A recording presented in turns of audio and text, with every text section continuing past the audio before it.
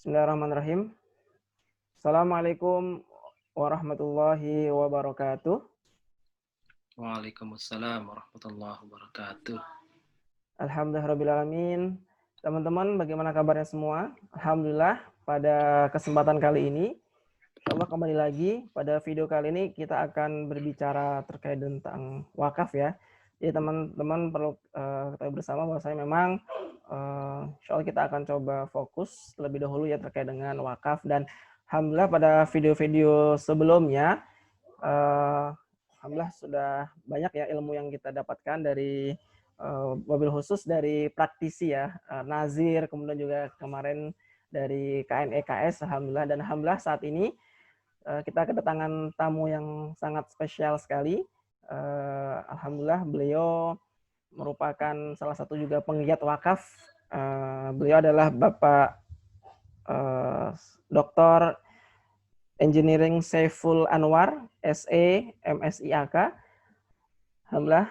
Bagaimana kabarnya Pak Saiful? Alhamdulillah.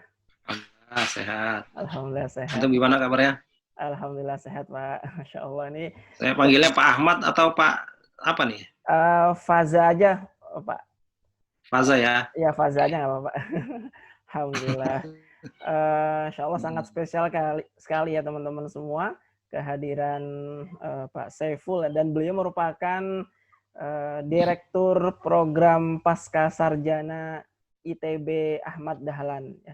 Institut Teknologi dan Bisnis Ahmad Dahlan, dan beliau juga sangat aktif juga mengajar di beberapa kampus ya Pak ya, di Jabodetabek untuk program pasca dan S1 dan sebagainya. Dan beliau juga subhanallah ya, masya Allah sekali, tulisan beliau sangat banyak sekali dan luar biasa ya, baik itu dan alhamdulillah juga sudah dipublish Pak di jurnal nasional maupun internasional. Masya Allah luar biasa sekali. Alhamdulillah, ini suatu kehormatan sekali Pak Saiful bisa sharing ilmu tentang wakaf. Baik teman-teman semua, insya Allah pada video kali ini kita akan lebih banyak nanti akan menerima atau kita akan mendengarkan sharing ataupun kita akan belajar bersama dari Pak Saiful, wabil khusus ya berkaitan dengan wakaf dan hubungannya terkait dengan perguruan tinggi. Dan jadi karena memang saat ini wakaf sudah menjadi primadona gitu ya, baik itu dari segi studi penelitian dan sebagainya. Jadi alhamdulillah, dan beliau juga insya Allah punya semangat yang sama untuk mengembangkan wakaf di Indonesia. Baik, tanpa berpanjang kalam lagi, Pak Saiful, insya Allah nanti ada beberapa pertanyaan yang ingin saya sampaikan. Nanti mungkin Pak Saiful bisa sharing ke teman-teman semua. Yang pertama Pak, terkait dengan perkembangan wakaf ya, dari pandangan Pak Saiful selaku akademisi selama ini itu di Indonesia seperti apa? Kalau boleh disampaikan Pak Saiful. Baik, terima kasih Mas Faza. Bismillahirrahmanirrahim. Allahumma shalli ala sayyidina Muhammad wa ala ali sayyidina Muhammad. Rabbi shrah li sadri wa yassir li amri wahlul 'uqdatam min lisani yafqahu qawli, amma ba'du. Ini pertanyaan yang basic ya, bagaimana kondisi perwakafan di Indonesia gitu. Sebagaimana kita ketahui bahwa tradisi wakaf adalah tradisi yang sudah sangat lama ada di Muslim Indonesia, dan bisa jadi ini merupakan satu hal yang menguatkan bagaimana berkembangnya agama Islam di Nusantara ini karena ada tradisi wakaf tersebut. Tetapi sayangnya dalam perkembangan Indonesia modern gitu ya, tradisi wakaf ini tidak kemudian berkembang mengikuti mungkin dari sisi perkembangan ilmu pengetahuan dan profesionalitas manajemennya gitu ya. Akibatnya budaya tradisi yang sangat kuat mengakar di negara ini itu kelihatan sepertinya jauh tertinggal dengan gerakan ekonomi syariah yang lain. Dan inilah kemudian menjadi satu tantangan bagi kita untuk kembali bagaimana menghidupkan tradisi yang sudah berjalan turun-temurun ini dari semenjak datangnya Islam ke Nusantara gitu ya, sehingga nanti bisa menjadi kiblat kemajuan ekonomi syariah berbasiskan wakaf. Dan ini waktu yang sangat tepat buat kita, buat para akademisi terutama ya, untuk fokus kembali pada pengembangan ilmu wakaf dan praktek perwakafan di Indonesia. Sepertinya sudah panggilan zaman gitu ya, setelah semuanya berjalan, mungkin qadarullah ketika ekonomi syariah berkembang dengan industri keuangannya, maka sekarang tibalah saatnya kita mempraktekkan bagaimana wakaf yang sesungguhnya setelah kita mengambil ilmu-ilmu keuangan dan manajemen modern dari perkembangan industri keuangan syariah yang sekarang saat ini sudah sangat maju. Begitu Mas Faza. Alhamdulillah, Masya Allah, berarti memang momen yang sangat tepat Pak ya terkait dengan gerakan wakaf ini di Indonesia. Kalau terkait dengan ini Pak, baik, potensi Pak Saiful itu seperti apa ya Pak? Kan mungkin kalau di kajian-kajian gitu ya atau di seminar-seminar sering disampaikan potensi sangat besar. Itu kira-kira terkendala apa menurut Pak Saiful sendiri? Ya, kita sudah terlalu sering dan terlalu banyak gitu ya berbicara pada potensi yang tentunya hampir semuanya mengatakan bahwa potensi perwakafan di Indonesia sangat besar gitu.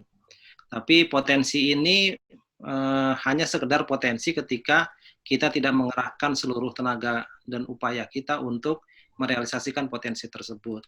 Belajar dari perkembangan ekonomi syariah lewat industri keuangan syariah misalnya perbankan gitu ya, itu kita bicara tentang potensi umat Islam yang begitu besar gitu. Tetapi kita sudah sekian lama terjebak pada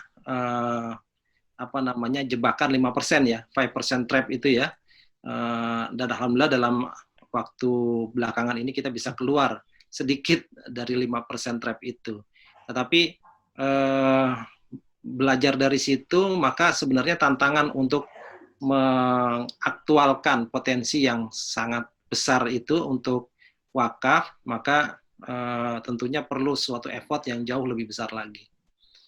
Mungkin itu Mas Faza. Oh, Masya Allah.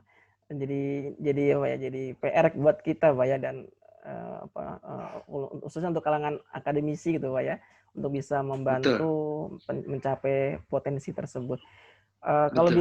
Kalau berbicara ini Pak, wakaf tapi di dunia kampus gitu Pak ya. Nah, bagaimana perguruan tinggi gitu ya, misalnya ya ITB Ahmad Dahlan gitu ya, atau perguruan tinggi yang lain gitu ya, untuk merespon terkait dengan wakaf, perkembangan wakaf sampai saat ini Pak, seperti apa? Iya, kita belajar dari perkembangan ekonomi syariah yang lain ya, industri keuangan syariah, di mana dulu para akademisi, para ulama gitu berupaya untuk membebaskan atau melepaskan umat Islam dari jeratan riba gitu, yang kemudian perjuangan itu diteruskan oleh para praktisi ya. Jadi kita melihat para praktisi di keuangan syariah itu sudah sedemikian baik gitu ya, melanjutkan perjuangan para ulama dan juga para akademisi ekonom syariah begitu. Nah, belajar dari situ, maka kita para akademisi bisa melakukan hal yang serupa. Walaupun mungkin untuk bank syariah itu berawal dari zero gitu ya, tapi kalau wakaf kan enggak, karena sudah merupakan tradisi turun-temurun yang sangat lekat dengan kehidupan masyarakat muslim di Indonesia begitu. Tetapi setidaknya kita harus melakukan semacam para akademisi ya, melakukan semacam wakaf situation analysis. Situational analysis ini penting untuk melihat gap apa yang sudah ada sekarang dan kemudian bagaimana kemudian kita bisa mencapai potensi itu gitu. Kalau saya lihat ada beberapa hal dari hasil dari situational analysis yang kita lakukan gitu ya. Yang pertama, wakaf di Indonesia itu kebanyakan bersifat permanen. Jadi temporer itu, wakaf temporer itu jarang sekali ada. Padahal untuk mendekatkan antara aktual dengan potensi, hal ini perlu dipertimbangkan. Yang kedua, wakaf itu manfaatnya hanya untuk umum, gitu. Jadi kalau kita lihat kondisi perwakafan sekarang, para wakif gitu, itu ketika dia mewakafkan hartanya, dia tidak merasakan manfaatnya, tidak langsung bisa merasakan manfaatnya atau melihat manfaatnya gitu ya, karena memang pemanfaatan hasil wakaf itu, harta wakaf itu digunakan untuk umum. Padahal bisa juga kemungkinan terbuka, misalnya 50% dari pemanfaatan harta wakaf itu dikembalikan untuk keluarganya. Dan itu kan sebenarnya diperbolehkan. Yang ketiga, nazir terputus dari keturunan pemberi wakaf. Ini yang sering kita jadi masalah gitu ya. Si wakif dan nazir ketika melakukan serah terima harta wakaf gitu, kemudian harta wakaf itu akhirnya terputus dari nama wakif gitu ya. Orang keluarga bisa jadi tidak tahu bahwa harta wakaf ini sudah diwakafkan kepada nazir tertentu. Nah, itu mungkin tiga hal. Tapi ada beberapa juga yang kemudian kita lihat, misalnya network nazir dengan dunia bisnis masih minim. Kemudian aset wakaf hanya berbentuk aset tetap. Kemudian kompetensi entrepreneurship nazir itu masih minim gitu ya. Dan kebanyakan dari nazir akhirnya terjebak sebagai aset kolektor. Sibuk mengumpulkan aset gitu ya, aset wakaf, tapi kemudian kesulitan untuk memanfaatkan aset wakaf itu. Ada dua hal lagi mungkin yang perlu kita pertimbangkan juga, misalnya wakif itu, nazir itu belum berhasil menangkap potensi wakaf kelas atas gitu ya. Jadi misalnya ada yang mewakafkan satu lokasi tanah di Tamrin misalnya gitu ya, yang itu menjadi pusat keuangan syariah di sana. Kayaknya kita belum dapatkan hal itu. Dan yang paling penting, yang terakhir gitu, dalam pengelolaan wakaf saat ini itu sepertinya kita rasakan gitu, sepertinya justru makin membebani umat. Kenapa? Karena dalam pengelolaan aset wakaf itu nazir akhirnya menjalankan atau mengelolanya dengan mengumpulkan zakat menggunakan dana infak, sodakoh, atau mungkin zakat juga gitu. Artinya aset wakaf ini tidak self sustain, dia tidak bisa menghidupi dirinya sendiri karena para nazir di sekarang ini kebanyakan itu belum bisa memproduktifkan secara optimal. Mungkin itu, Pak. Masya Allah. Banyak sekali Pak ya, artinya gap ya di analisis yang bisa ditangkap gitu ya dari mungkin kajian-kajian yang sudah dilakukan, jadi seperti itu. Jadi memang masih menjadi PR buat kita bersama Pak ya, dan juga bisa menyampaikan juga ke masyarakat gitu agar dan nazir juga bisa mengetahui gitu ya kendala yang sebagainya. Baik Pak Saiful. Itu pesan itu ya salah satu fungsi akademisi ya, untuk membantu para nazir, membantu para wakif, membantu regulator gitu ya, untuk memperlihatkan peta kondisi yang sedang terjadi agar kita bisa tahu melangkahnya dari kondisi yang aktual menuju potensi yang akhirnya bisa kita kita bisa aktualisasikan gitu ya, kita bisa hasilkan, sehingga kita nggak banyak lagi ngomong potensi-potensi gitu. Oh iya, Masya Allah. Ini Pak Saiful terkait dengan perguruan tinggi sendiri ya, kira-kira mohon maaf mungkin pertanyaan tambahan ya. Perguruan tinggi di Indonesia yang sudah buka gitu Pak ya, apakah sudah banyak Pak terkait jurusan atau konsentrasi wakaf itu atau siswaf itu Pak mungkin.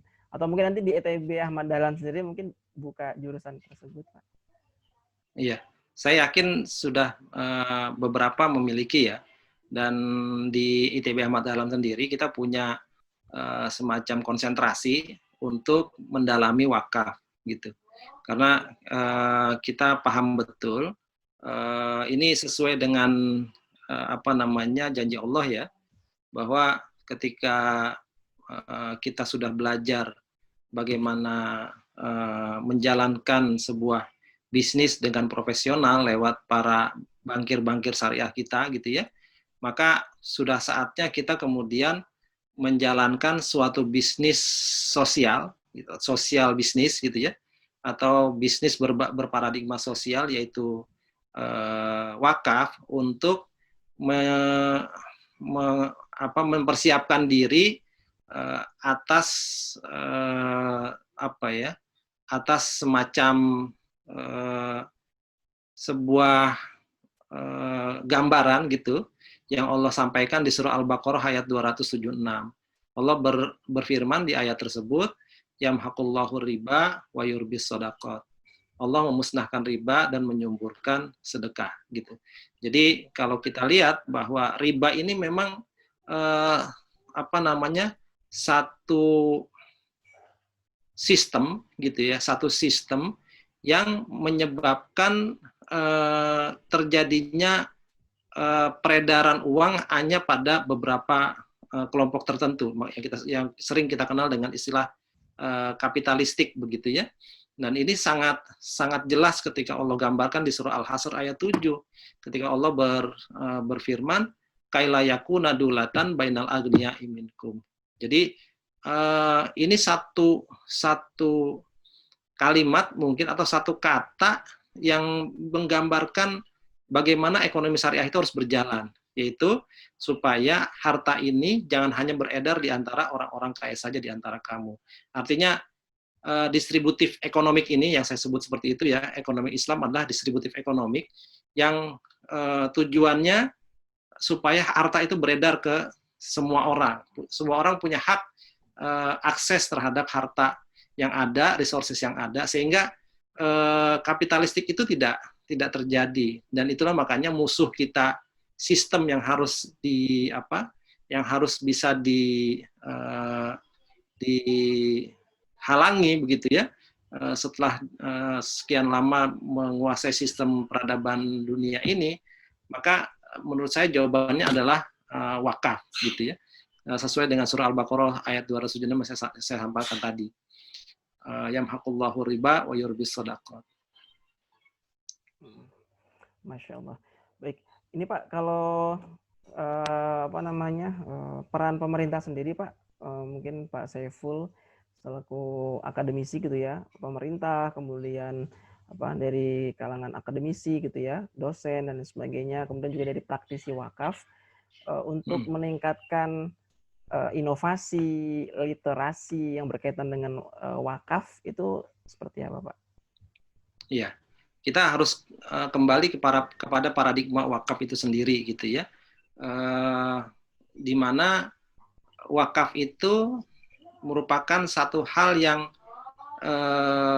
yang berbeda antara paradigma tijaroh yang selama ini kita pahami sebagai bisnis dengan paradigma tabaru sebagai satu hal yang sifatnya charity gitu. Kenapa? Karena wakaf ini adalah satu jenis tijaroh yang berparadigma tabaru gitu. Jadi kita bisa katakan tabaru oriented tijaroh. Jadi dia harus dijalankan dengan paradigma bisnis gitu. Dengan paradigma bisnis bahwa pelaku-pelaku wakaf, baik itu nazirnya, baik itu wakifnya gitu ya, baik itu mutawakilnya sebagai vehicle untuk menjalankan bisnis si nazir tersebut, itu harus memiliki paradigma bisnis gitu ya. Tetapi beda dengan tijaroh. Kalau tijaroh itu paradigma bisnis ansih gitu, yang nanti sebagian dari hasil tijarohnya itu akan kena penalti berupa zakat atau infak atau sedekah gitu. Tetapi kalau wakaf itu berbeda gitu. Kenapa? Karena semua harta yang digunakan untuk menjalankan tijarah itu adalah harta-harta yang sudah disodakohkan gitu, yang sudah berpindah kepemilikannya dari kepemilikan pribadi menjadi kepemilikan Allah Subhanahu wa taala, yang kemudian dijalankan secara profesional untuk menghasilkan keuntungan, di mana sebagian keuntungannya untuk menjalankan proses sustainability wakafnya, dan sebagiannya untuk diarahkan kepada umat gitu, sebagai penerima dari manfaat wakaf tersebut. Nah, kalau paradigma ini benar adanya gitu ya, benar adanya, maka insya Allah wakaf ini bisa apa namanya, bisa menjadi penggerak ekonomi nasional gitu. Kenapa? Karena kalau dengan menggunakan paradigma aset Allah yang ditijarohkan gitu ya, maka kemungkinan untuk terjadinya fraud gitu ya, itu kan sangat kecil gitu. Kenapa? Karena pelaku-pelaku wakafnya adalah orang-orang yang paham bahwa ini bukan tempat untuk mencari harta pribadi gitu. Ini adalah tempat untuk menghibahkan dirinya kepada umat, sehingga nanti umat bisa merasakan sebenar-benarnya bagaimana manfaat dari harta wakaf yang dia kelola itu. Nah, kalau kita belajar tentang finance gitu ya, maka pelaku microfinance dengan pelaku corporate finance itu beda, Mas. Nggak bisa dengan mudah orang corporate finance itu menjadi pelaku microfinance gitu. Dan sistem kemungkinan terjadi fraudnya pun berbeda pula gitu ya, berbeda pula. Tetapi untuk yang sifatnya social finance seperti wakaf ini, itu perlu paradigma sendiri yang pelakunya harus menyesuaikan dengan paradigma itu gitu. Nah, jadi dengan itulah kemudian kita bisa memulai semuanya secara sinergi antara pemerintah gitu ya, antara para alim ulama, antara akademisi, antara praktisi di wakaf, kemudian para bisnismen yang ingin menjalankan hartanya lewat dana wakaf gitu ya, kan bisa aja ya. Misalnya saya punya proyek gitu ya, saya punya proyek 100 miliar gitu. Nah, kemudian saya punya dana 100 miliar juga. Kalau saya gunakan 100 miliar untuk usaha, itu kan jadi tijaroh gitu. Tapi kemudian saya mintakan kepada nazir, ini saya punya dana 100 miliar, saya wakafkan secara temporer kepada nazir, di mana kemudian nazir bisa memasukkan dana itu kepada proyek saya. Kan 100% aman, karena kan uang-uang saya, proyek-proyek saya gitu ya. Tetapi paradigma itu akan menghasilkan keberkahan yang luar biasa gitu.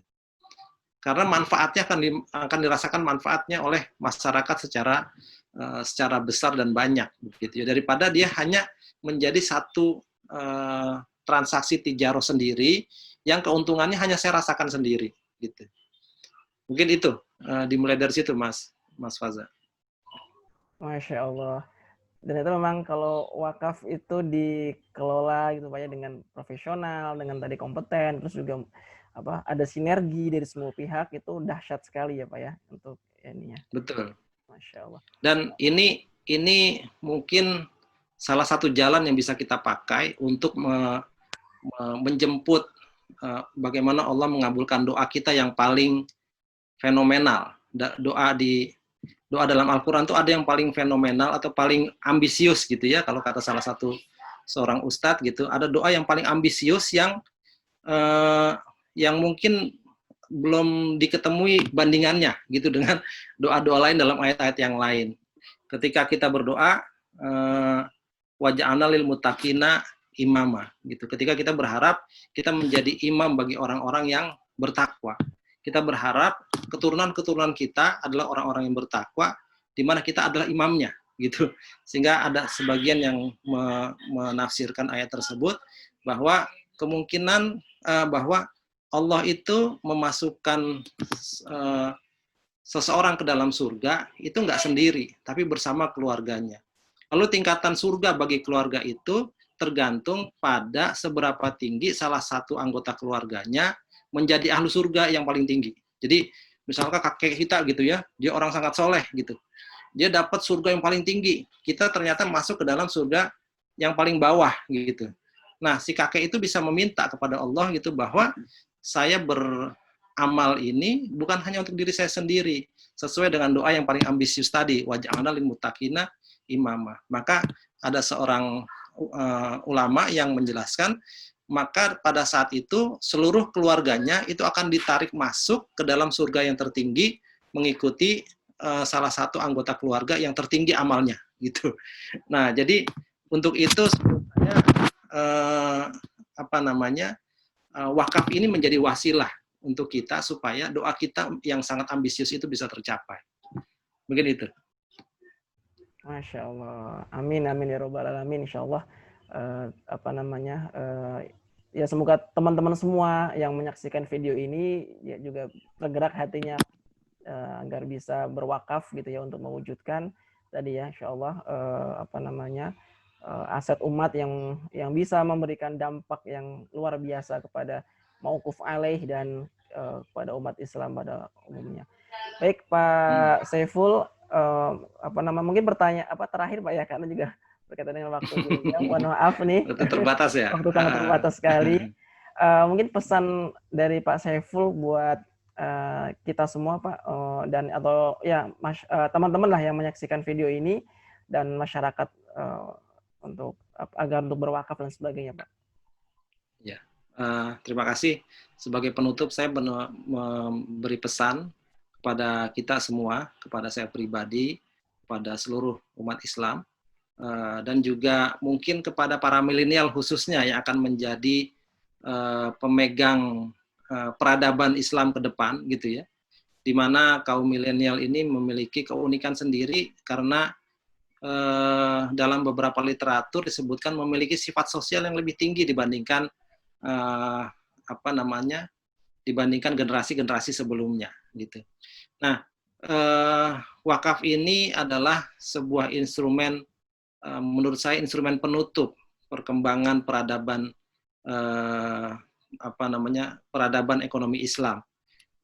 Penutup artinya bukan yang menghabiskan gitu ya, tetapi dia ini yang menyempurnakan gerakan ekonomi syariah selama ini yang berkembang selama 1 abad belakangan, di mana gerakan yang tadinya kita ingin menghilangkan diri kita dari dosa riba gitu ya, maka dengan gerakan wakaf maka kita menyongsong sebuah janji Allah dalam surah Al-Baqarah ayat 276, yaitu bukan menghindarkan diri kita dari riba, tapi bagaimana kita mengalahkan sistem ribawi yang sudah begitu mengakar gitu ya, dengan cara kata Allah menyuburkan sedekah. Jadi saya mencoba memahami, bukan menafsirkan ya, tapi mencoba memahami bahwa sedekah yang dimaksud dalam ayat 276 ini adalah sistem ekonomi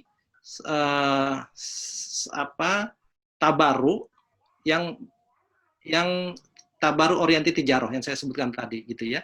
Jadi mari kita menjadi salah satu bagian dari gerakan penyempurna gerakan ekonomi syariah ini yang nantinya betul-betul akan menggantikan sistem ribawi dengan sistem yang lebih manusiawi, sistem yang berkeadilan dan berkesejahteraan, sistem ekonomi yang distributif, yaitu sistem ekonomi Islam. Mungkin itu. Alhamdulillahirrahmanirrahim, Masya Allah. Terima kasih, jazakallah khair Pak Saiful. Ya. Pesan yang sangat luar biasa sekali.